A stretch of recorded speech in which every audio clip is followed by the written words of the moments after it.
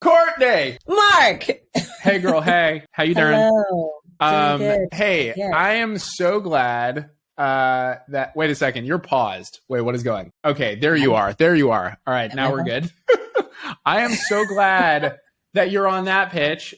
We first talked like a month ago, and now we're on a call now with a placement. So like, what the hell? You're killing it. So it was crazy. Like I actually got my first track. The first track I submitted, it was the first lo-fi song I'd ever created, and I got it pitched and got it placed. So I was really excited. Like even before our meeting, I had it placed. So all of our lo-fi and ambient clients right now are just like extremely hungry for it's just been such a treat for the whole crew. I'm just so happy. So anyways, I want to talk about your career, everything. When we chatted, we had a very nice chat when we had our welcome call, talked about music, real estate, everything. And, I just want to kind of talk about like your story in music, your career, everything. Where are you from? So I hate and love that question because I was born in Jacksonville, Florida, but I was raised in South Africa. And then when I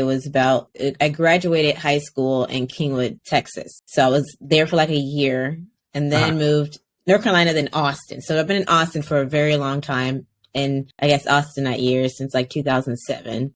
So I love Texas. So it's funny because anytime somebody asks me like where I'm from, I also moved around a lot. So at this point, I just like claim New York because that's easiest, but like it's also not because like I've lived in other places longer than I've lived in New York. So it's just like the hardest thing. At this point, I'm like almost just claiming Charlotte. It's like it's such a hard thing, but in Charlotte, people who are from here are Southerner. I am not a Southerner. So it's a hard thing. It's like, you're always a nomad, right? You're like, I don't have the accent. So you're not really from here. Like, right. It's, I just keep everyone on their toes. I think that's everybody just thinks I'm an escaped convict. I think that's the best move.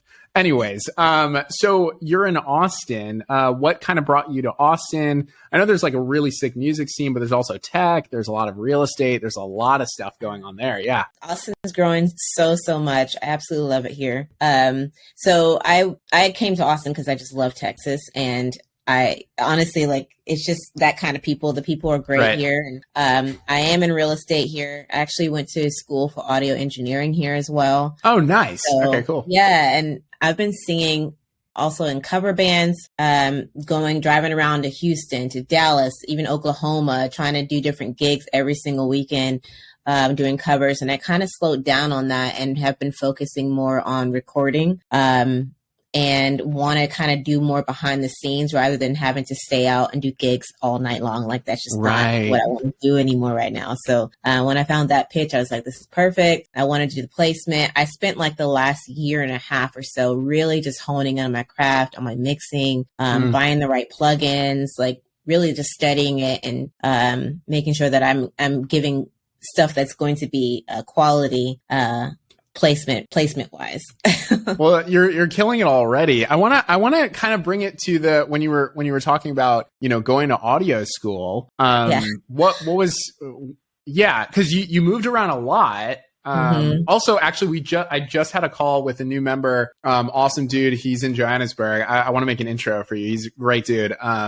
But we actually have a few people from South Africa, which I love because, I travel a lot. So it's nice. Like the more countries in that pitch, it's great. But totally random, just side note. Anyways, when you were moving around, when were you kind of like, I'm going to pursue music? Like, when did you arrive in Texas? And then like also like when did you start going to audio school? What was kind of the goal behind all of that and how was it? It's weird because like you mentioned, being a New Yorkian or whatever you want to call it and versus Charlotte. Whatever. Yeah.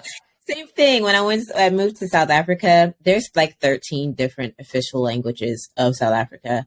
And I moved there the year that Mandela became president. So like we went to boarding school and it was this thing where, I had all these people had different cliques and stuff because I only spoke English. So Afrikaans, there's a lot there. Yeah. Yeah. Like all of that, like music for me was a way to connect with everybody because everybody was really into the hip hop scene back then. That was, Missy Elliott, like that was when, everybody was coming up and I I remember being in school and having a Spice Girls group. Like me and my little Spice Girl crew would perform for the kids during lunch. I was always that girl in choir. I was always that girl in dance. Music was always a part of me.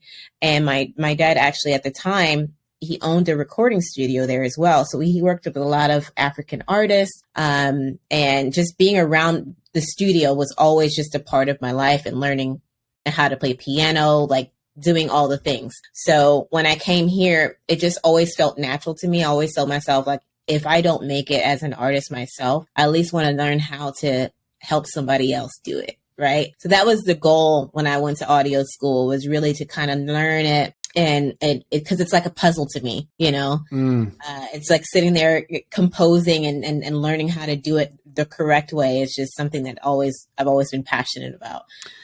So when I did it, it wasn't because I was like, oh, I want to be famous. It was more of a, how can I contribute to the society in some kind of way that's going to also make me happy, and really just figure out how to make money off of my passion. So yeah, sums it up. Well, you know, it's funny that you say that. You're like, you know, I wanted to actually contribute and like be a part of something as opposed to just being famous.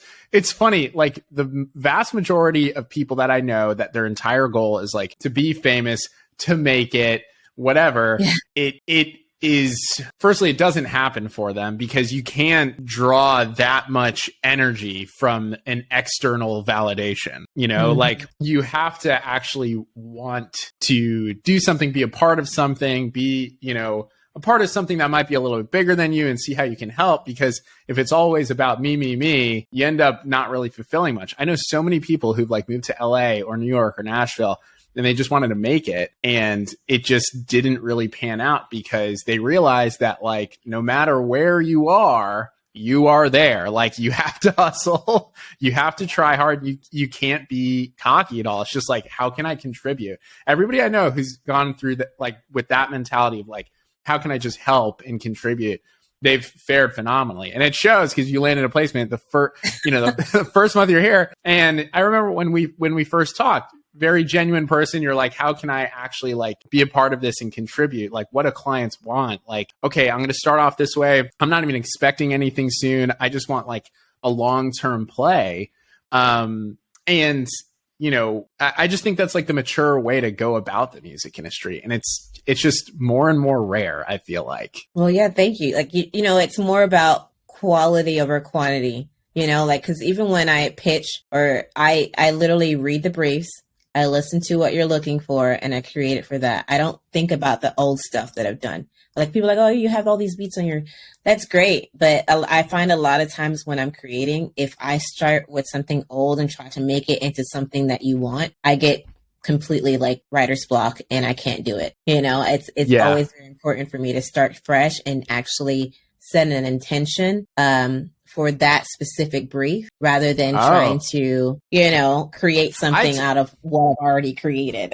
I you know what? I talk about that a lot of like, and a lot of my friends, you know, some friends get it and some don't. I have friends that are like if there's a spectrum of like 1000% artistic, this is for me, it doesn't matter, I don't care if I make money off of it, it's for self-expression. Then on the other side, it's I'm not attached to this song at all, I just want to make money off of it. It's for the audience. It's so they can enjoy it and pay for it. You know, it's interesting because a lot of people try to define themselves somewhere on the spectrum of like, I'm either here or I'm there. And ultimately, it's not about you. It comes down to the track. It's like, is this track for me or is this track for them? And if you can define that intention, it makes the writing process, the production process so much easier. You know, what intentions do you kind of set, like when you're about to make something, when you're going over the briefs, like how do you kind of approach production? Like, do you give I know some people give themselves like time limits and stuff. Like, how do you go about it? I try to do 1 week where I'm like, I'm going to compose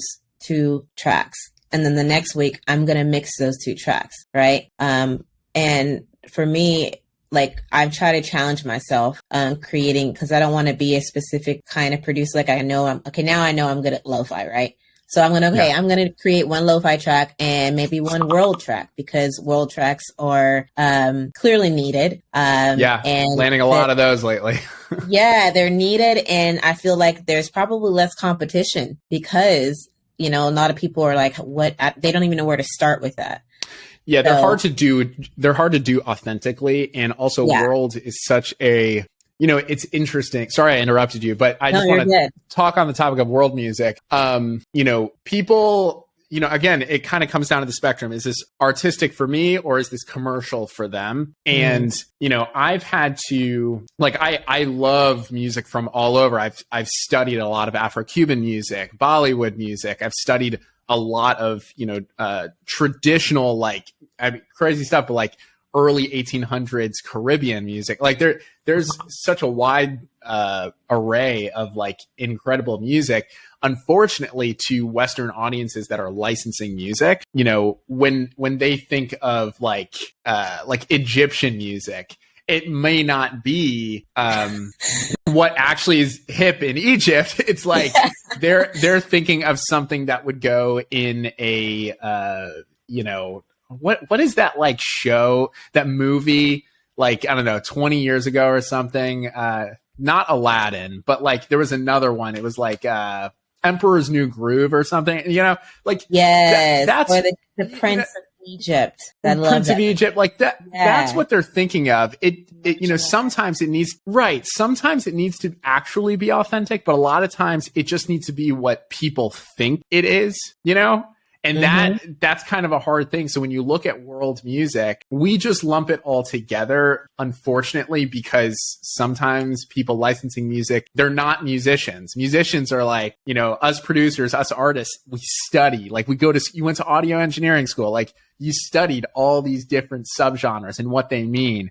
But like, you know, somebody who's licensing for YouTube, they may not know reggaeton, like they might not know subgenres of progressions makes specific sounds, or this kind of key makes this kind of, you know, they don't know that. It's like, well, it's like, it's like if you look at like music in northern India, like they want the tablas, but they don't want it in, you know, 5/4. They don't want it in 15/16. So you have to do tablas, but in 4/4, because that's really how it's going to work well because their audience, they need to bob their head to it. So that it's always an interesting thing of like how music interplays with other media, because again, even if it's really authentic, how can you shift it for the buyer? And you have to know who the buyer is. That's the hard part, you know? So anyways, but you're doing a phenomenal job with all of that. I really appreciate you working so hard on this so far. It's been great. So, you got to Austin, you're playing a bunch of gigs. How is that? I think it's really important in the music industry to learn when to pivot, and just in your life, when to pivot. You said you were playing a lot of weekend gigs. I did those before too. How was it? And what was your breaking point? So I was in a 13-piece cover band. So we had horns, everything was live, no tracks. So it was fantastic. We were doing private parties, weddings, and I was doing Friday, Saturdays every single weekend, driving back and forth to Dallas. Eventually I got tired of that and I ended up moving to Dallas for a while just to focus on that. And then I just got tired of singing the same song. It's a lot. Literally for 3 hours straight, I'm doing Michael Jackson, Prince, Whitney Houston, and I love all those artists. They're freaking classics. I love them to death, but I'm like, why am I spending this much time investing in somebody else's music? So I took a step away from that and started to really trying to focus on my own projects. And, like this weekend, I'm performing at an art gallery here in Austin. That's amazing. Yeah. So just doing little shows here and there that are like, 1 hour sets, and just, even though I don't do it for the money, right? You do it because I'm literally, expressing and being able to share my gift for an hour and not like at 9 o'clock at night. Cause I'm like, over that. Like I want to be home by like 9:30, 10 o'clock. Like, So it's just fun for me right now. That's what makes it fun, is to not necessarily rely on music for the money, because that was the shift, right? So I think I could sum it up. We might be on the same page here. I think I can even sum up what you said more nuanced. I like touring. I don't want to have to tour. That's the difference. Is like, I like making money from my music. I like doing this kind of gig on my terms, but I don't want to have to do it. It's like, I'm sure we got like friends who like do cruise gigs. Their first time, they're talking all about it. I'm traveling everywhere. It's amazing. By the third cruise gig, they're like, I got to get the fuck off this ship, dude. Like, you know? Yes, but I did that. So I 100% agree. Like, you're like, oh, it becomes it's like monotonous and exhausting, and it takes the fun out of the whole point. It becomes a lot, especially like, because I had kind of like regular, like weekly gigs for a while. My background, like, aside from production, is drumming. So like, went to school. I went, for jazz drumming, went up to Berkeley, and then I ended up getting like way more into production. But I was touring a little bit. When I was home, I would play kind of like weekly gigs. It could be like jazz gigs. It could be wedding bands, stuff like that. And if you're lucky, you can find a crew that gets it. You find like somebody who's managing the band who actually has their shit together, who is making sure that they get paid up at the end of the night, But like, I mean, I had gigs where I was playing for like 3 hours and it was $100 a person. And it's not just 3 hours of playing. You got to drive there. You got to set up, you got to pack up, you get home at 4. The next day's fucked because you're exhausted. And it was like, I got $100. I can't. Right now. Yeah. I always tell people, if you're going to do an instrument, do not play the drums because the drums have to show up first. They have to show up first. They got to show up for, it's the worst. And like, if, the idea of like being a drummer, everybody, like, I remember like when I I was like the nerdy Jewish kid, right? So like, when I took up drums, my mom was like, oh, that's what's going to get him a girlfriend, right? Let me tell you, playing drums on a gig is the least sexy thing possible because you have to arrive there like 2 hours early. So you can't hang out with anybody in the day. And then all the gear's fucked up. If you're running the show, the electronics get fucked up. And then you're handling all the logistics. You got to drive everyone. Usually the drummer or like the bassist is in charge of that. And then once the show is over, unless you have like a runner or like a roadie, which nobody does for the first 99% of their career, you got to pack up everything and you can't even talk to anybody after the show. It sucks. And you're really sweaty. It's the worst. Tired. You're the most tired out of everybody. It is not.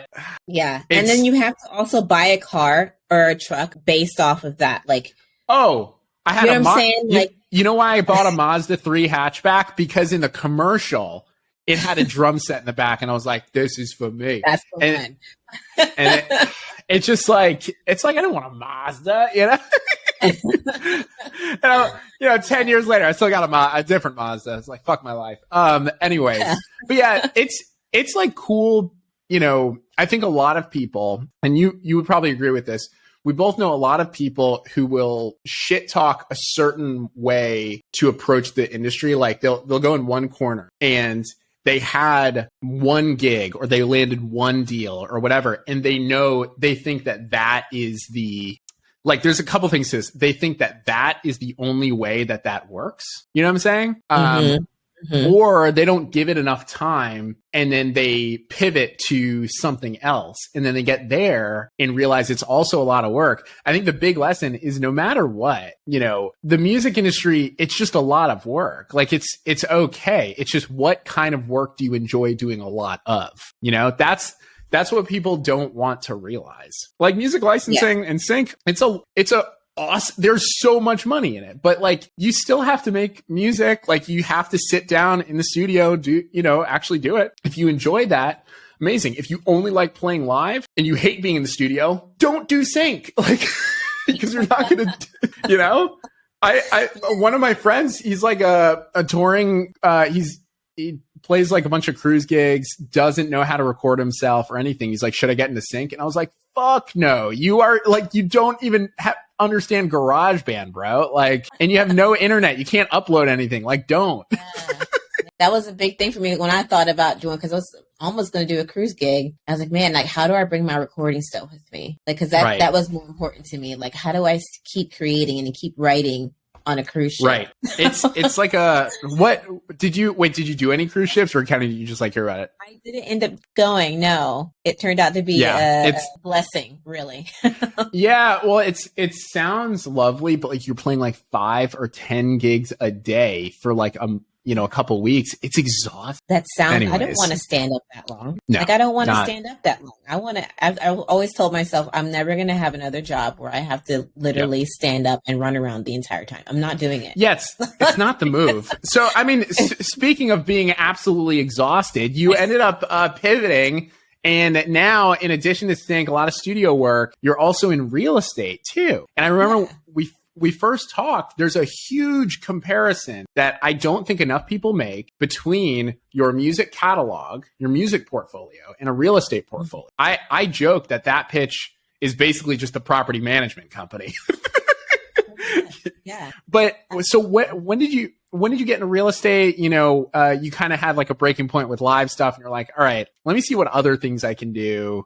What was kind of the shift, and how has that been, and work-life balance with that and music and everything? So with real estate, it's also part of my lifestyle, so to speak. My parents are realtors. So awesome. I was always going up and down the street handing out flyers. When I was in high school, marketing for them. And then my mom's also an investor, so she's always been able to find good deals and deal with something. So it's something I was always into. But it helped me because I was doing at the time weekend gigs, but I was also had my real estate license. So I was at the time doing apartment locating, because I was like, okay, let me post ads here and there, find people's apartments, and kind of get a commission for each one you place. Yeah, that's great. Yeah. And then for a while, I took some time off and then found this company that allows me to be able to do both, where I'm, they pay me salary, and I still being able to kind of cultivate my own clientele and still work their leads too. So, it's been good to be able to balance the two. For a while, they're like, why don't you actually step into the actual realtor goal? And I didn't do it for a while because I was like, you're going to require a lot more of my time, and my time is more important to me than working for somebody else, right? Oh, yeah. Like, if I'm gonna have a mental breakdown, it's gonna be on my time. Right. It's gonna be doing something that I want to do. Thug life chose us, Cortney. Yeah, you know what I'm saying? Like, yeah. But anyway, I finally stepped into the role, and I've been killing it and loving it because I've been able to create that balance and that's great. Having the time for me, because I found that if I don't put it on my calendar, it doesn't exist. Like I don't set the intention. I have to go, okay, from this time to this time, I'm creating, nothing else matters. Yeah. I try to kind of look at my entire life as just a series of appointments at this point. I don't even say like I'm booked or it's on my schedule. It's just like, oh, I have an appointment. Even if it's like a meeting or something, or like it's like working out. It's like exactly. I have an appointment, because if I treat it like I have to go to the fucking doctor's office, I'm gonna go. But if it's like, oh, I'm gonna lug around weights and punch a bag for an hour, that sounds exhausting. It's 7 a.m. But I have an appointment. I have a health appointment. It's like, it's a better way to look at it. And, a lot of people look at being self-employed, specifically in music, and they're like, is it hard? What is it different? Like, how is it different than having 9 to 5? And everybody always says like, which way is better, working for someone else or working for yourself? The way that I just look at it is like, either way, it's going to be tough. The difference, though, is that if I'm going to cry today, it's on my own time. It's not on somebody else's. They didn't cause me to have a bad day. I can actually fix all of this myself, Correct. Either way, it's a lot of work. It's also, it's a mentality, right? Because we think you're entirely responsible. Yes, it's a responsibility for yourself. Yeah. Rather than clocking in and out every day to a job 9 to 5, like I have to sit here and then I have to have somebody delegate when I can do certain things. Like I have never been that kind of person. Yep. It's a mindset. As soon as I hit that 1099 pay, I was like, okay, that means that I am showing up for myself today. I'm not showing up for you. Right? I'm showing up because I want to be here. And that to me is such a pivoting moment in life when somebody gets that I'm showing up for me. So, I don't know. I Yeah. think that's important to always have that mentality. It's funny because you were saying that your parents were realtors and you were handing out flyers. My mom was a piano teacher. And so anytime we would move, we would be handing out flyers to every single mailbox. We'd like stuff. I think it's actually pretty illegal at this point. It was probably illegal then, but we still did it. Right. Yeah. It's like, who cares? Like I gave advice to somebody recently. And I was like, yo, like, if you don't know how to run ads, just like go to Staples and print like 1,000 things. Like it probably costs you like $100 or like $50. If you get like 3 students to sign up, great. And he was like, dude, are you saying I should do illegal shit? I'm like, what do you, chill the fuck out, man. Like you're trying to give people guitar lessons, like chill out. Like you're actually giving to society when you think about it. You're letting them know. Yeah. Go ahead. The thing is like the way that I view marketing, and you probably do this in real estate as well. Marketing is only icky if you think you're actually selling something to someone. But if you genuinely think you can help them by letting them know about what you do, then you're doing a disservice to keep it to yourself. Like for that pitch, I fundamentally think people are morons to not be on that pitch because it's like, this is a massive opportunity. Like when in the music industry, can people get 100% of their licenses? Like there's so much money out there right now. Like you're a moron for not trying it or at least giving it a go, you know? Right. But because you're stuck in that whole old school way of thinking of making money. Yeah. Right? There's only one way. I'm like, no. Money is okay as long as it's helping somebody. It's only like bad when you're like one of those like asshole, like salespeople that doesn't care, you know? But yes.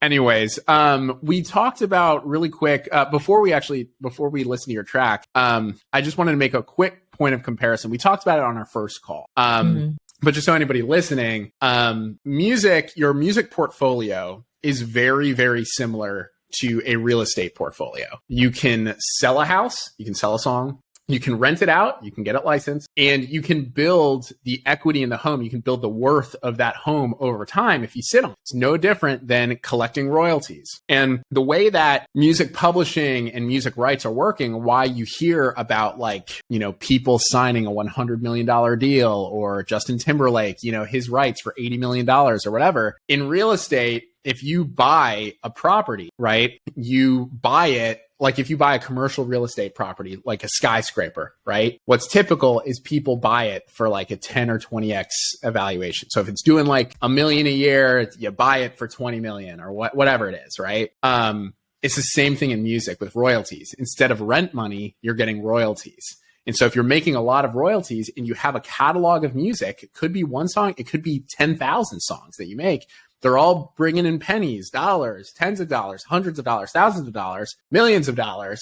It's the same thing. You can get an evaluation and then you can sell the rights to it. There are plenty of times where you should absolutely sell the rights to a track. It is the fundamental best reason or best possible scenario in some catalogs. Because if you make that back, you can then reinvest that money into marketing the rest of your catalog. You don't just sell it and sit. You sell it to get upfront cash, and then you can market the rest of your music catalog. And then you just build the work. There are bands out there that, just like a real estate portfolio, they build the worth of their music catalog through streams, publishing, whatever. It's all building up royalties. Then they sell it, and then they take that lump sum. They come out with a new album and then they reinvest all of it into marketing that next album. And then they grow 10 times as big. Yeah. You're never going to hear it from them directly because it may not be considered cool or whatever. But I think it's fucking dope.